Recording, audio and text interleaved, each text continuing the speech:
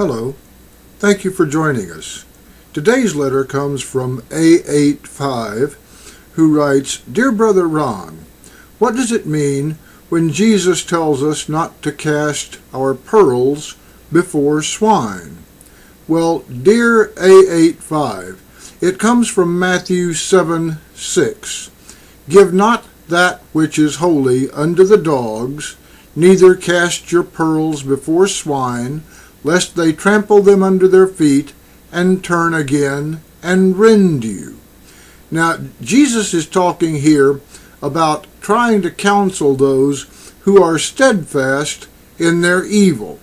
He is talking about those who are so committed to a life of sin and lust that if you try to show them the right way, they will take it as an insult and attack you. Now, I have many years of experience in education.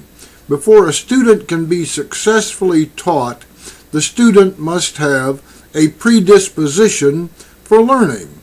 This means that the student must have a desire to learn, a positive attitude about learning, and a willingness to invest the time and effort needed to the learning process.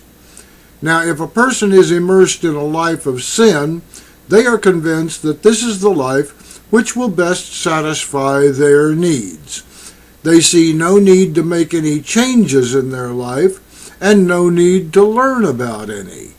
Furthermore, they may have a negative attitude about the person who is attempting to teach them.